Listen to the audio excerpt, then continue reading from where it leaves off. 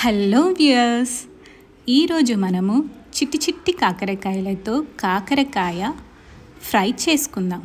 ఇది గుత్తి వంకాయ లాగానే ఉంటుంది, బట్ టేస్ట్ మాత్రం చాలా చాలా అదుర్స్.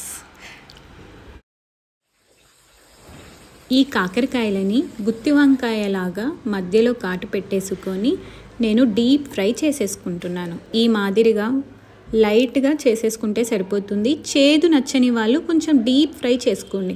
మా ఇంట్లో అందరికీ చేదు ఇష్టం, అందుకనే నేను నార్మల్ ఫ్రై చేసేసుకున్నాను. ఎక్స్ట్రా ఆయిల్ తీసేసి పోపుకి ఎంత కావాలో అంత ఉంచేసుకొని అందులో 3 స్పూన్స్ అల్లం పేస్ట్ వేసుకొని ఫ్రై చేయండి.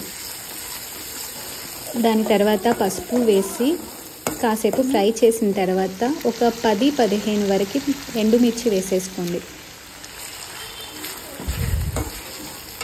మొత్తం పచ్చివాసన పోయేంతసేపు మనం దానిని వేయించుకోవాలి. అలాగే ఆయిల్ కూడా కొంచెం పైకి వస్తే బాగుంటుంది.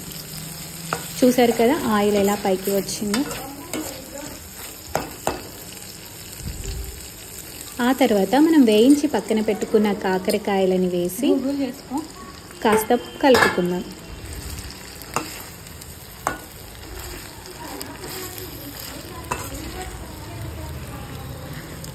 ఆ తర్వాత దీనిలోకి 2 స్పూన్స్ సాల్ట్, ఆ తర్వాత 1.5 స్పూన్ కారం వేసుకోండి. కారం ఎక్కువ ఇష్టపడే వాళ్ళు ఇంకొక స్పూన్ కూడా వేసుకోవచ్చు. ధనియాల పొడి 1 స్పూన్.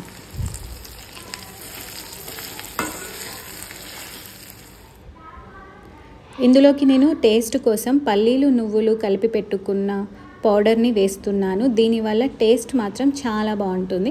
5 స్పూన్లు వేసాను నేను ఇందులోకి. అన్నీ వేసేసి కలుపుకోండి.